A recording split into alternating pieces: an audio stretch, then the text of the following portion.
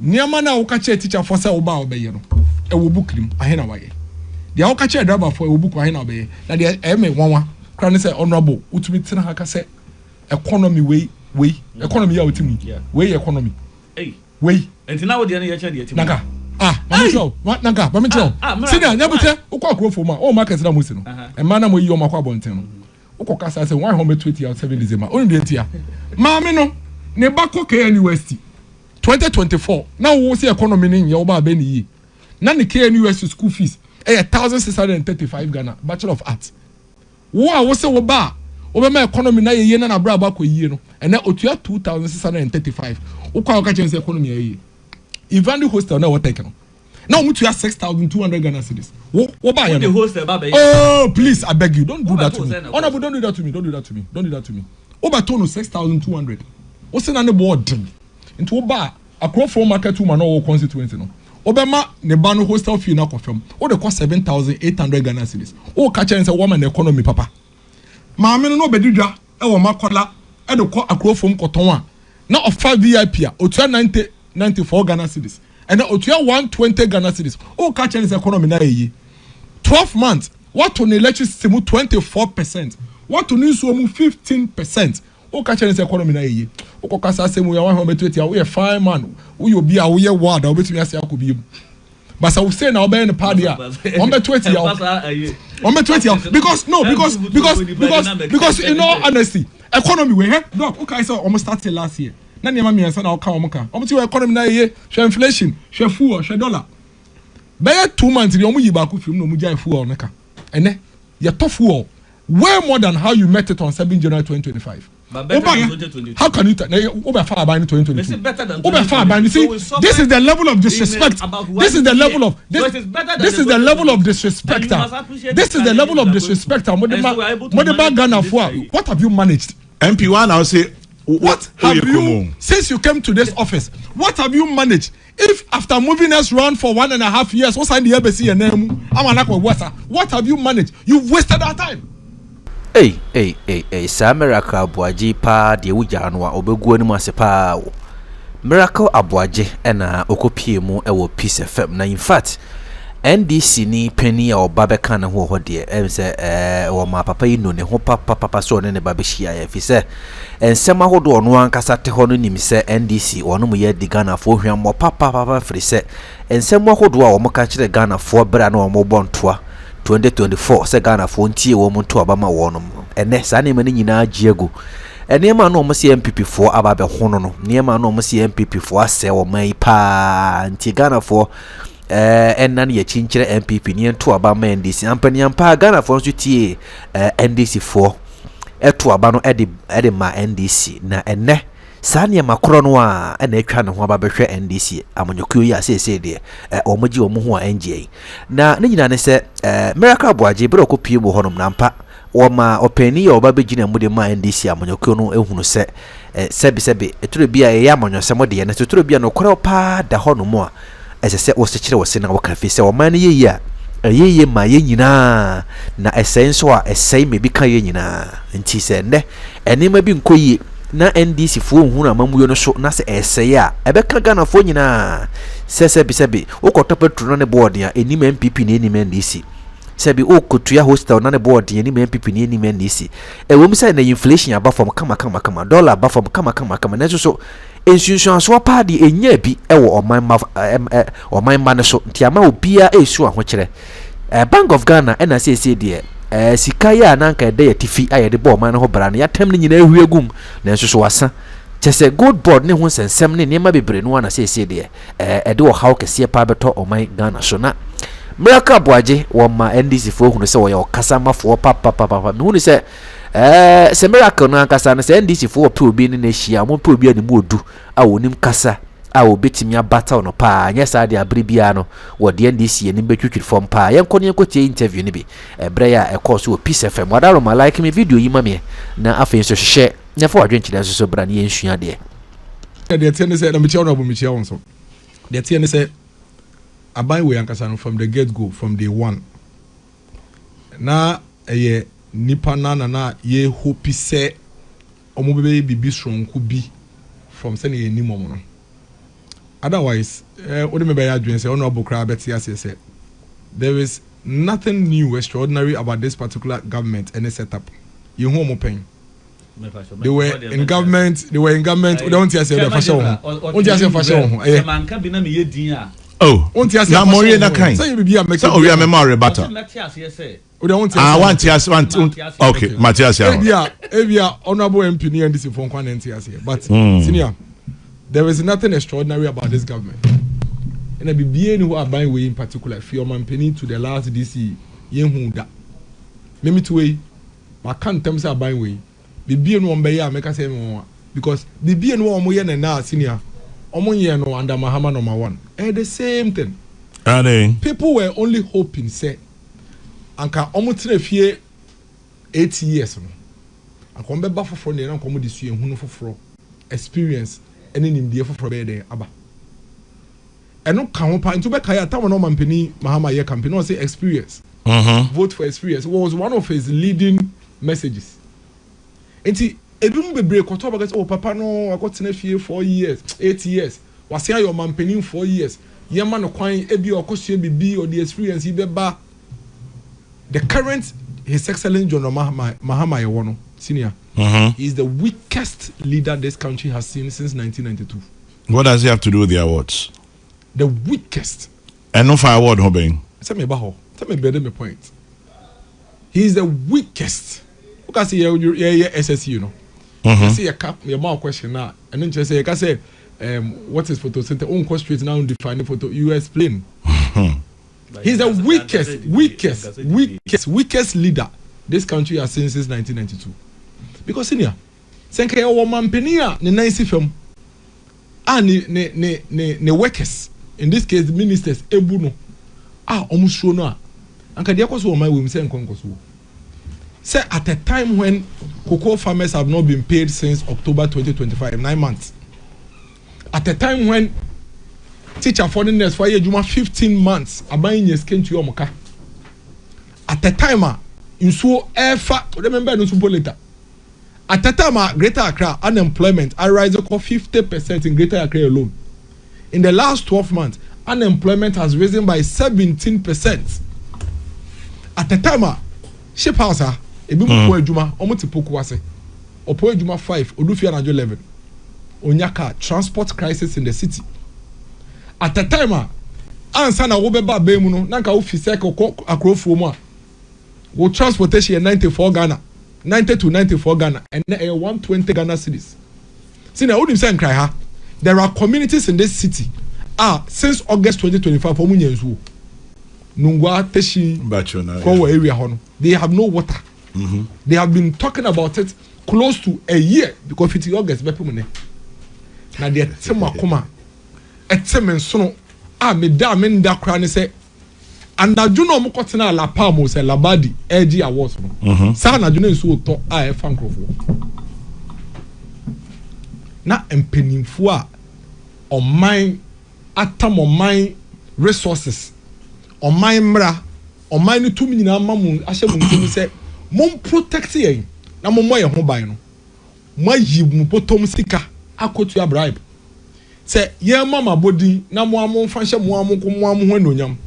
Now do you know the irony in all of this? Niche. Think about it. The show mo munya awards no. The worst performing regional minister is the one that got the best performing regional minister award. That's according to you. No. Me bow. Can you mention 2 regions that attract Greater Accra when it comes to field? Oda Boba Kope. Mami region attract Greater Accra when it comes to field. Say Ifi pa Mami region bako. I'm saying Krana. Great. Number 2, Mami region bako a flooded. Eguso flooded as in Greater Accra. Mami another region a chaotic. Just say the BI bastards meeting pass I'm saying Greater Accra. She's the worst performing. There is no doubt. I know the debate be anyhow. Or no, any amount of best performing regional minister. Now tell me this award the man of crown no. Na Chrome East Legon 4, East Legon Hills 4. Omo table so any barrel no free to so to minda. At that time she was receiving the award. Senior, me no can say we have Galamsey at its highest level. Never seen before in the history of this country. Galamsey a yehu nene. Never seen before. aban na kase create official platform on the talk galamsey gold through gold board eno ye nim oh no in fact me achechiro o man peni kasa kai or say 60% of gold na on mine no I export no from small scale miners. Minerals Commission report actually say about 80% of small scale miners in Ghana are illegal miners. And you see, I say if P then kill, P therefore kill. Syllogism, where deductive logic. You see on Phil 301. Ajwa Kambu. Ajwa Kambu. Aye, Ukelegona, very famous Ajwa Kambu. Brunino. And the whole plane. At a time when Galamsey Ajia Tintremu, this is the first time in the history of this country I go school in Finfi, Accra Kayi College near to Galamsey. Kwabin Senior High School, year 2 Galamsey was school in Finfi. I shared the pictures on my Facebook wall.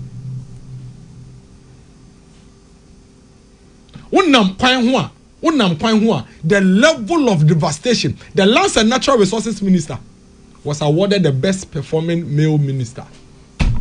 The man who is supervising reckless mining in this country was awarded the best performing male minister. Now, guess what? Yeah. The number 2 center of Galamsey, a Lands and Natural Resources Minister in the constituency, Elembele.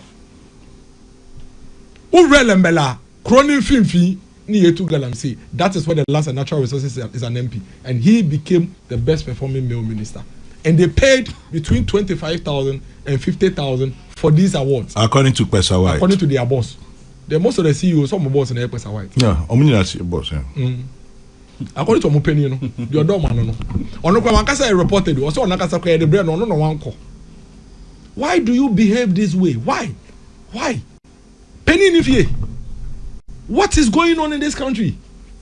Now they come and say, just 3 days before then, now a Greek minister and a finance minister so they are faced where we are bunting. And that is why I was telling you that we have in our president a very weak leader. Either he is extremely weak or he just does not care. And fan home. Or yet we better no call. Now say adeni CEV no. Adeni CEV and say waka ho asem. Na dey bia na be CEV. What happened to proactiveness? A leader must be proactive, else you are weak. You can't constantly come to us and say, oh, mo kan ye dem say my ye. Mo kan ye dem say a mark of weakness. Because you see, empenifo no nsuro omampeni no. Se komu suro na. Senior, the only thing the BT are a Greek minister, the finance minister and talk no. Time omampeni Rollins bo akasum. Ye hu bi da. Time omampeni Rollins e bo akasum pe. Any dey betumi dey compare that spectacle. Say a Greek minister say finance minister infantile propagandist. 1 otwantro or a liar. 2 sabe oswa nkoladwen infantile. That is what the Greek minister called the finance minister. I believe you. Oh, me pacho, me kasa. Okay.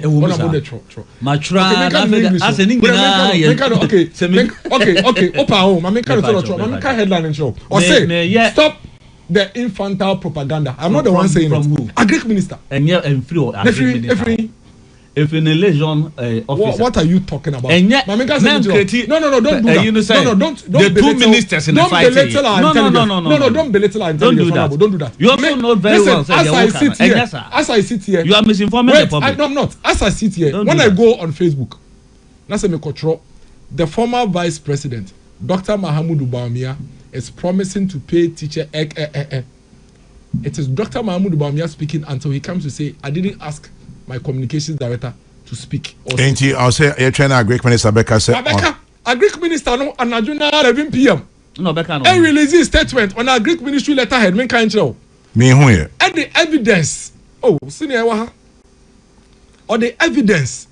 Ebe batrese the ane PRO ne kano to prove say the PRO ne kano is correct. It is here. I'll read it for you. And I will state infantile. Please, we have our senses switched on.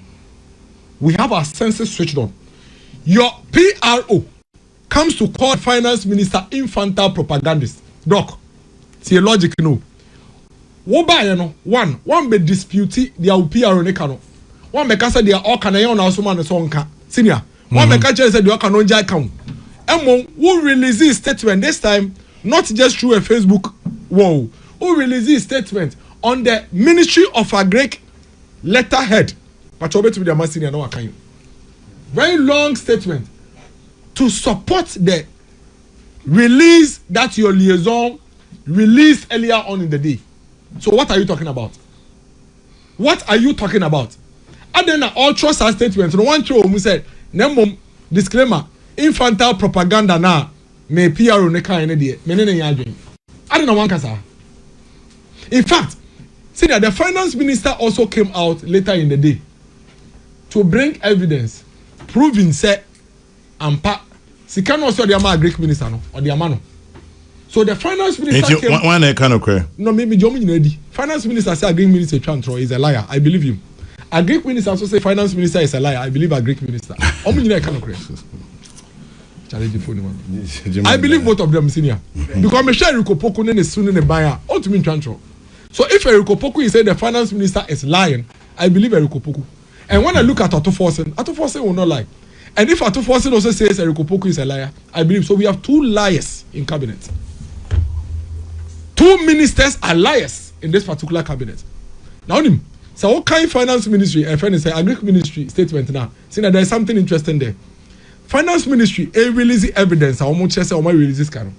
One of their line items and they say Oma release by 200 and something million. Ama buffer stock. Ostensibly to prove say Agric ministry ama muska. Agric ministry release Oma evidence no. Buffer stock zero. Unim the entire. Because when you go to buffer stock, which is actually under Agric ministry, they have two line items. Item 1, a national food reserve. They are almost at saving for future way. Item 2, a for free SHS feeding. Now, let me tell you one interesting thing that supporting my part say the president is weak. Now the school feeding is being paid through Get Fund. Into Get Fund, they release this car. Emma buffer stock. Now buffer stock I thought school feeding in the other. Get Fund components now as some of them are buffer stock no? And on our finance ministry release them Get Fund and I Get Fund into your buffer stock. That is what finance ministry wanted to use as evidence. Say, oh, say buffer stock cry Agric Amamuska. And a Greek minister releases his statements. Oh my SKBI. Round it up. Because national food reserve now. True buffer stock is zero number. Now guess why Get Fund has received the money? If you go to the education ministry today, the Get Fund now and the education ministry, the Get Fund CEO doesn't report anymore to the education minister. Are they? Or report it to the finance minister. The education minister Krankasa. Oh, that was public information. And you want to make it. And you want to make it. When you chroma and now one chairman, Toma the other guy, interior minister. Minipa.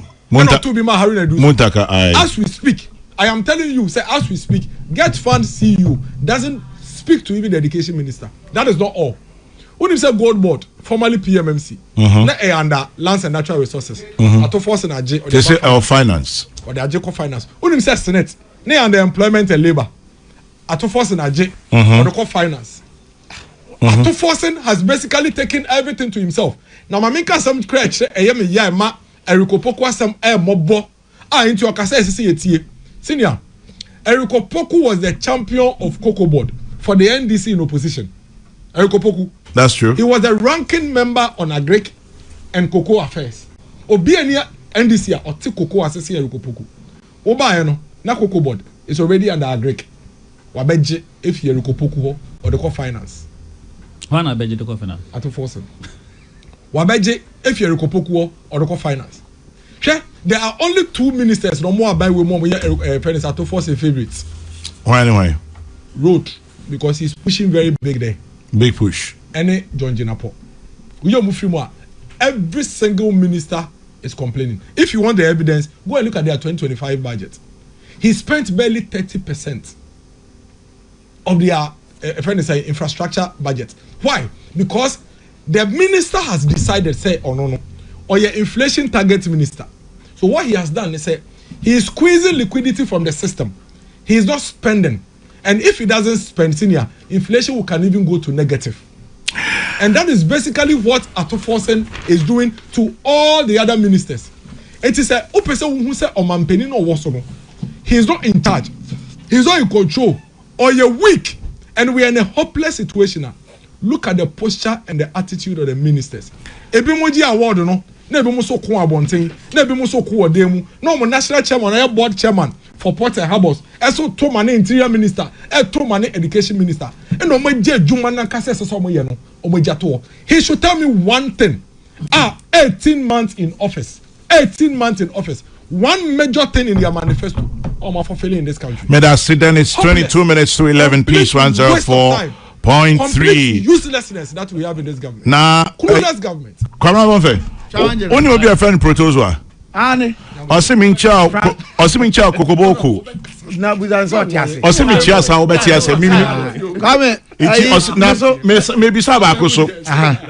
Only will be a friend General Marcus.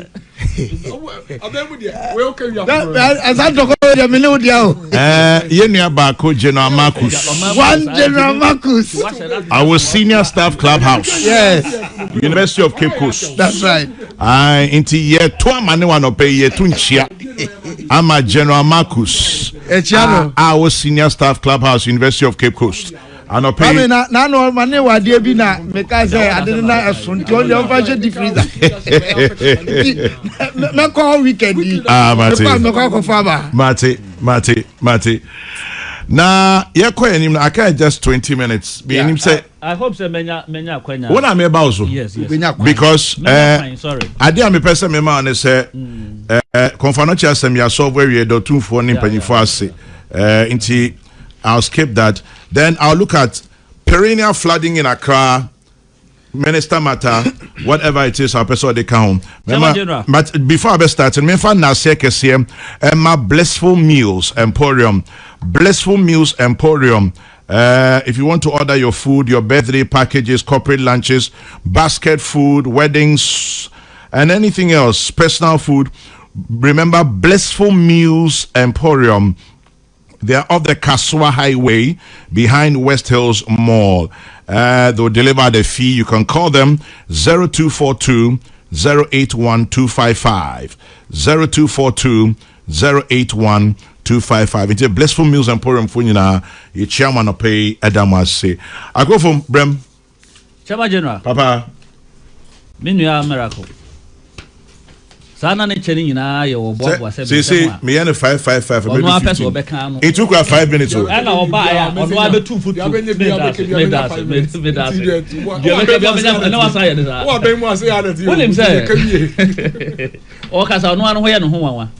because enema obetugu ye ya o say men yenka ade ba ko pa aban ba ya wa ya ye mo na baso. Mina miracle. Aban ye hwe kura no wa yi economy na free IC unit wo ama na watie sikwam onam krom afa no ama na ye ho ayakono ama international capital market ba bia ye betimi akọ wa stabilize economy na ma omo ye important and importers ama ne omo di adance say economy eye eno nko a eye the basic idea ebetimi sustain your mind na ebetimi ma dadie adwuma ye na obi anya bibia ka say and that emeye nunu ya ho nsere emfa ne say eye just a bibia keke eye ade a nipa na okasa ma na wo pese nka obeye o mampani no oye ho bibia wantimi anya tu wo se 9 months ye ntua kokuakuafo ka e wo hefa ye wo challenge wo ha ye beto ye because my economy ni boy have for the first time syndicated loan and Kenya free. At the Tokoku. Yentima says. And then next I'll be say 9 months you have for day and nurses no one 15 months. And also you're not clear. Nurse ni ben a teacher ni ben. And for more corner more monim said a bra more corner. Time soon we are moko employ or money and you buy no you tue bia my ye payment plan you go so you obi enu ho ye teacher ni nurse no beti maka chem say 15 months in Aneka. Unemployment rate in Greater Accra 50%. If we in 50% and na onya ne source free here. Unemployment rate as at the time NDC free 2016. Ye jamo about 7.4%. Mobile must be created adwuma be created adwuma nyina na moko no mudi jai almost 15% and unemployment rate less than 13%. where ye the statistical service of Oman or Ghana Statistical Service over corner ubetimako nyani na wo enti minu ya miracle Mr. ye ka obi a otra ase eye sebe hwe han e wona aba mu a ene nka ba bi efiri ba ye o ebra Dr. Frempong Boate ene ne ministers ni bi ko galamse hu asoafo no bi ene MPs ni bi ene finance minister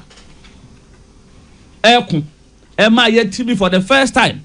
MPs more than 80 something plus. MPP abam. A passive vote of no confidence on a minister. FM. Seven previous. Yet more bam. Mo general secretary mu nyina be kan bi. Say president Nana Danko Akufo-Addo ne ba omia. Omonya racial form bo me fi taduku. Ndi nyina akọ so. Mesel Omampanya is so proactive. On to me who they will be adwene mu. Basade na sie wie na wate say yakwaje ye kan say abasobode na eho entinyu ahye wo say yetua sika na wo say fi na ekọ ba mkwaji bi ade a wo say Ghana fo mpa bon say mama age so no nko a age say me America ne nko fo nko a the flooding issues ade a me fi say yaka ho asem aka ho asem afi bi enso to ayeka ho asem asem na me oko oye say wo ye research kakra about flooding issues in Accra say come back to about 20 years in the start yaka ho asem or more. Oh, and before independence we were talking about flooding. But say kwa na sabesi wo nemum de me hunu say yanhwe yi a ye koye nim na be chen de ye ka ho asem. Yeah. Because Accra na be ye ba bia obia pese oka kuro yimu obia na obenya kwanya ba kuro yimu a opese oka ena sesi a yedu ba bia mo na na egusu say yesisi adan wo ba bia esi dan a enyi enche bia na demolition kokoso or Ramshire site and other places bia water log areas in ade o mai mu ha ukọ social media na akọ commenter ubo se na ye churo se aban na ye insensitive obi ye japade se na ye buagu na ye ntimi nye ho anho ane ade but then nso to he nyina yesan ebo aban nitriso ene asoafo triso enti ebesre e was nyina enye we nye politics asem kra because ensuo no ba onim NDC ni no onim MPP ni enti ebesre say obia stakeholders authorities obia was all play the role obia no e braso because me hwe ne mi hu no be 2 weeks be ya kopem be say 3 days ago na eto da bia ahomete nti ebesre say omo a work and housing minister and regional ministers and me amini park energy yenim say de omahu ye hu dada ene yasan hu biem e was ye de betim bia say next year ebesan kwa aba no yensan mekasa nse boyi yentimi kura ntu ase kura kojo to a was ye teso edu ba bi ebetim akasa ampa ya yebi Mate. May I say, tell Dr. Kabila that those who didn't get the state awards based on merit also want to receive the Kwanchan Award, so he shouldn't worry. And this one is from Master Planner Junior in Kintampo, and they know about Sasa. Sasa says one criterion for giving awards is performance and excellence, which is exceeding KPIs, quality of work, etc., etc. It goes on. Now he says, Chairman, tell me in an era of upsurge of Galamsey, rains turning the streets of Accra to a sea, suspending the sea of Konfanoche, amongst others. When you use lies and propaganda to win power, the truth will expose you. Greetings. Oh, gentlemen, Mpamcho. Greetings to Kabila and Miracle. Sasa sends that one. And then Ejada Milenyan Memo says, Masa, me microphone amudidi agrosa mempe. Michelle. Ebi tie Mpamcho. All the nominees paid 25,000 cedis plus, according to Kwesa White. So the award was not based on merit, but just one of the political arrangements by the NDC for optics. And then Musa Abatwa and Aswa say, tell Kabila and Miracles that their propaganda won't wash. I fully support President Mahama's position that our focus should be on delivering the mandate entrusted to us by Ghanaians. Encouragingly, the economy is showing signs of stability with declining prices of goods and services. My regards to the CEO of Forestry Commission, C.A. Brown. Musa Abatwa in Aswa sends that. Awards are given with citations. Can we see the citations for the various awards? How has the award led to an increase in productivity and real GDP? Ayeka Mponsa, tax expert, sends that one. We politicians don't learn. Ghanaians voted against the MPP. So my colleague from Akrofom should deal with John Mahama's wanton love for mess in our governance ecosystem. That is Protozwa ND Eno Ebaye. Isa, good morning to you. I know. Okay. And then moving on. Chairman General, I assume MPR. Hypocrisy and dishonesty will destroy this country. Some Brian Boabing sends that one. I leave it there. Kwabna, another 5 minutes and then we're done. Chairman General. Yes, Kwabna Bonfe. Health Minister. Any Maybe Health Minister. So, Chairman General, good morning to you and your panelists. The NDC rep in your studio, is he a young man in Ghana's politics, especially the Fourth Republic? Is he aware that after the 2000 elections, then MP for Bole, and now President said with Rawlings out of office, they can now speak their minds? So if MPs could tell the then President to remove a minister, it is in the right direction. Ni in Bachuna. Kwarabon Femitio. Yeah, Mesre say Health Minister Panibi Enano Dinkrama Misem Famano. He is no longer a ranking member. He's a Minister for Health. Chairman General. Mini Akando. Yes. Also, I think. So, on your ranking member to the Health Ministry. There be a Health Minister. Or your Minister. Mm-hmm. The onshare nanamu to be muye. I mean, assemble na aba. Ultimate fast to bono mbo ministry nkwa. Ultimate fast to bono mbo confanoche nkwa. The point is that nobody is entirely blamable and nobody is entirely blameless. The key issue, anything. Many will say the minority members of on the health committee in Parliament, ACO, say military hospital na yes ya yemi dano. Soldier for no more their copying so say no maba hon pacho. The Martin say soldier for prevent you me cancel my bro. I'm the one talking. Miracle, mama come say yes you omo kwan say won be call hon without permission and I said they can. Chairman General. Yes. The important thing is that apart from Aferino, yes also will say wa some hospitals the intention is to be pressure free confanoche so. A routine at a health facility but under immense pressure to say the confanoche emergency center na the world over. One with me announce say you're close no down. And not just say technically you're guno. And it's a who minister, health minister, who exercise the right kind of leadership. One truck down case nipa no metro the entire ni se wotwe so. That is why you have concluded. It is just not right. And we need to tell this to the minister. Say, Minister Dieno, Sabi, I am Penia. And yet, me ko hey, Sam. The American war and no. Namasre, a doctor for almost say, Kaumudi or Mudumegu on more, I would too fast or almost so much. Mesremo doctor for because a Chairman General, you hope Moody say no, we can't take it out. Moody say, I can't take it out. Me short time. I didn't hear you. Oh, you're me short time. But they have sworn to the Hippocratic oath. They should own up to it and honor it. Chairman General. Yes. I me fi say ye sa enu to be twa. Flood no mesre. Chairman General maka wo afidie so mesre sisubiu.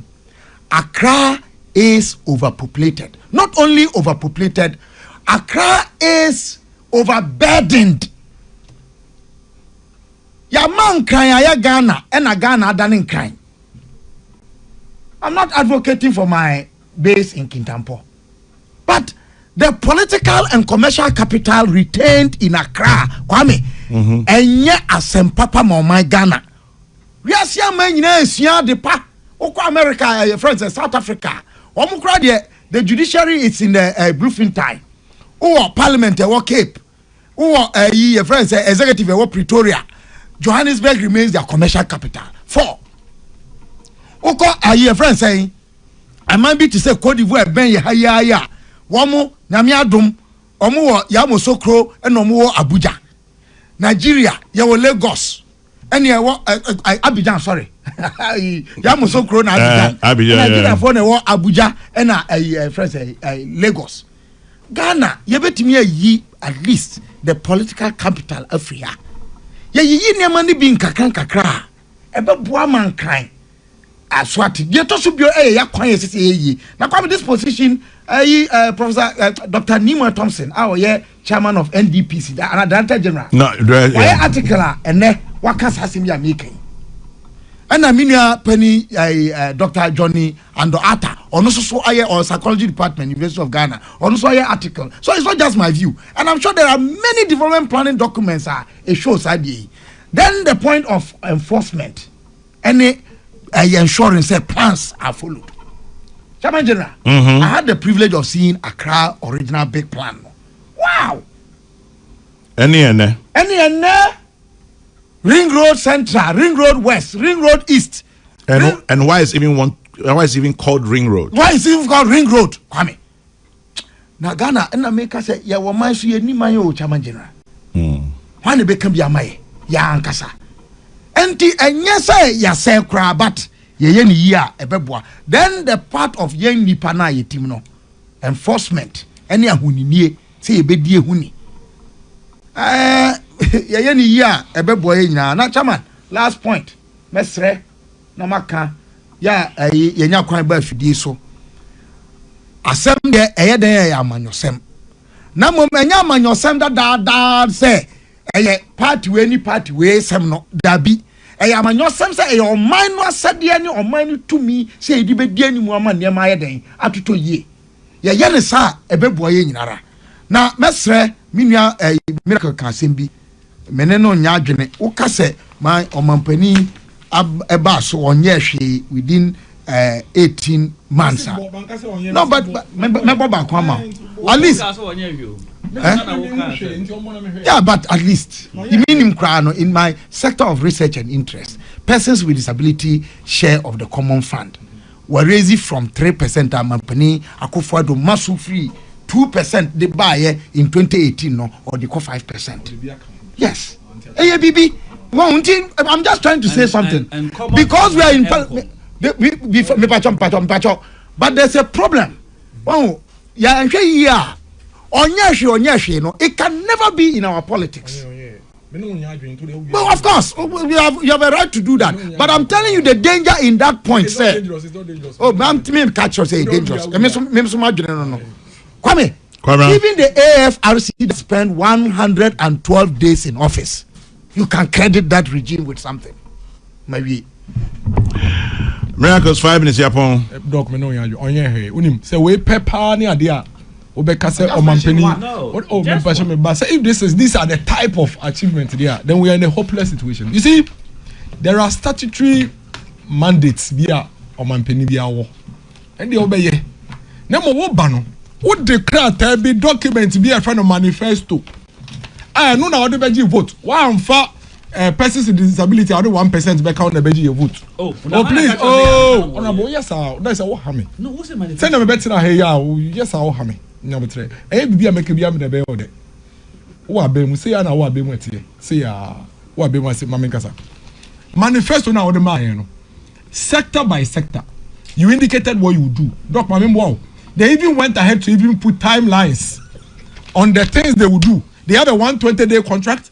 They have a 12-month contract. They have an 18-month contract and a 48-month contract. Mewa. Esi fabuku no. Niama na ukache teacher for say oba obeye no. E wo bukrim ahena waye. Dia ukache driver for e wo buku ahena obeye. Na dia eme wanwa. Kra ne say honorable utumi tena haka say economy way economy ya utimi. Way economy. Wei. And now the other year, Naga. Naga, Mamicho. Senior, never tell who call grow for my own markets. And man, I'm with you on my quabonten. Oko kasa say why home 20 or 7 December. Only the year. Mamma no. Nebako KNUST. 2024. Now we see economy in Yoba Beni. None the KNUST school fees. 1,635 Ghana. Bachelor of Arts. Wow, what's the bar? Over my economy na ye na bra ba ko yie no. And then otua 2,635.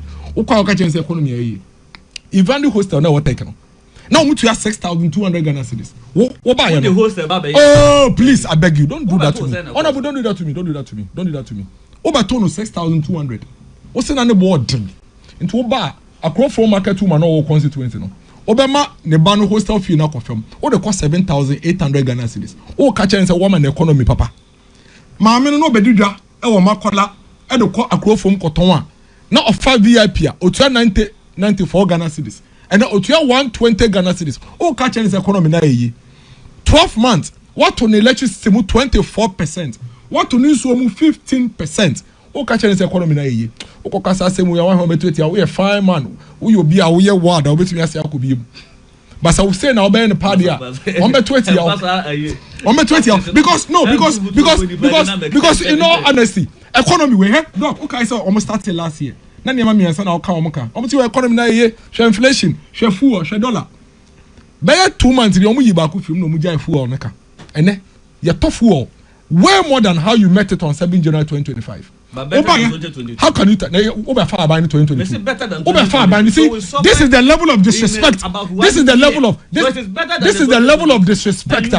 This is the level of disrespect. What have you managed? MP1 I'll say what have you since you came to this office? What have you managed? If after moving us around for 1.5 years, what's the ABC and what have you managed? You've wasted our time. Mobile na dollar ba fam na fuel ba 9 cedi afeko ye do baby no na anya no kwe na me no ka say da he senior e do baby no na ekoso omo say fuel station no kwe ebi mutumi fa gallon NDC for no na obu fuel no gu obi tumi ko fuel station no afa fuel national no e do baby no fuel station omo say bi kokori doko no o esi ye enti say na ye nim say beba anka ye kokodi doko no na ye nim say mo ye ni nyina na masa dia aba 15 and then you talk and then you talk and no body aye dey one shot next time na me dey senior ferry out on China fe me so my oh me ferry no pa o enti na say oh me ferry no pa o show me nimpa na me jai Mr. The truth of the matter is say you guys are running a merry-go-round government abaya cocoa ekwa for mutu bintu omka in the history of cocoa industry in this country. There has never been a time yati cocoa factory so that it has never happened for over 100 years now. No government in the history of this country has received reduced cocoa prices for cocoa farmers. Just more clueless government we pay. Man for teacher foreigners for 15 months. Economy aye to be teacher foka. Economy aye to be releasing agric for budget more. And then middle belt. What I want to come say when you rub wrong half for economy. If we farming egu. Because omanya glad. When they talk omanya glad, clueless government way, every releases a friend is saying ban on importation of cereals, no, and then go for influence and that local producers no egu. Economy papa ni. Economy papa no and a war. Eba where Iran 1 week pe ye full let moving from 9 eco 15 economy papa no. What do you to autopilot? You have no idea what is going on with this economy. Mo dia ne say nam ne ko yi na maji afa ese ya na mo tete ade na fe de mo kasa economy ni ko ya mo mbofu obiem dollar kra mo ja ka o me bi na nam ko and now per dollar we here be 12 cedi 60 pesos. You guys need to take the country seriously. Mo fo buo mo man no na mo ntena mo to so na mo ye adwuma mo ntena mo to so na mo ye adwuma opa ko kai oka e friend say oka hie ya na ko ka che businessman na what is economy na yi so mo bi say na ufiri he. That is the situation we find ourselves today. Every sector of the economy, every sector. Don't come out here. I also work out there from the sector by sector. Now capture the people of this country. How you have improved their lives? Zero. Absolutely nothing. I'm about beginning. I'm going for gold. I'm steroid. This is gold na sana. Mundi idea biya. Much idea. 4 cedi per gallon on fuel. Yeah, that's all any energy crisis. Yeah, that's all energy crisis. On my penny when Ghana no more opposition say Ghana flooding situation will cry a engineering problem to a bar or the solution beba. And now by your president who call UK bisa of flood issue. We say it is not an engineering problem, it is an issue of indiscipline. No boy. And all opposition engineering or be indiscipline. Now okasacha your opposition and ketomano. Now to man. Clueless get men say about men to my mind this men say about. If it in our people and the papa ben my way. Who Ashanti region nko for that film enyam panda so. And am major hospitals Ashanti room. But hospital back where Ashanti region NDC. For the entire period you have ruled this country, most starting Ashanti region must say your own region. People are dying in your region because they can't find beds. And you are part of a government that cannot have a record. But we need elections back 5. The second biggest region in the country. Moon to me pointed to one hospital that must see from beginning to completion. Shamelessly. But you are still sitting in this country and you are still talking. But make one with them time about hospital back Ashanti region. I must see from beginning every year. Obuasi Government Hospital, JJ Rollins time. Yes, I say yes, ye. Met me about more than 15. Met me about more than 15. But about 15 in about. And no, said would you too? But me tell my mom what to be as new at the Biasi Hospital. Yen ye shas ye see ye. And bobo, I was so back. Also about 15. The NDC have not a single one. If you go to Western region, the same. That's all. Also, they never completed it. They never completed it.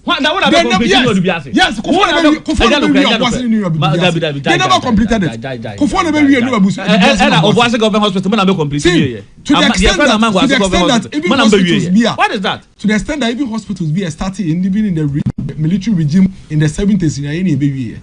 This particular party, they have nothing. She say, on my way home, so what's for now? Say NDC are buying as a party. You more monumental change be on their buying on my way moment to be more. Memo be to be more. On the other Frakadam. In Sama Cassia, near man, Sama Cassia no qua. Frakadam. Oh, time I saw. To the extent only Nana, I know I'm here. Yes. I see what you I see on wedding come more than 10 years ago. Accra to Kintampo. Project of decapitalizing the political capital. I see what you Miracles. Kaja Nana Ami say project na yanyan to asu. Say meet you 1 minute. See from. Open house member 1 minute. Now what to? But you see, I have 15 minutes. Or starting from time and over 15 minutes. Honorable, 1 minute to the back. From 10:59 to 11:05, you're 15 minutes. Maybe so. Mini mass. Mini mass. But me say 10:59 to 11:05, 15 minutes. And I say, when you're 10 minutes, exaggeration express. Your politicians in NDC. And I maybe son say from 10:59 to 11:05. You like it? 15 minutes. Can you tell me that for 18 months the president has done nothing? I just mentioned one. DSC has increases. Now let's get number call. Only one. Very trivial. Who call it that trivial? Very trivial. Why a DC? Why a DC pay? A given statutory money. Jesus Christ. Why? O me ma 10 credit na de beka. Enti mesrew senior me fa we fidie so ahade omu nyina atie omo mkoje award omo mko abonten omo ni ministers bi nkasa omo nyina kasa they can say yes wrong. They should step back, get off their high horses and get to work. Chaba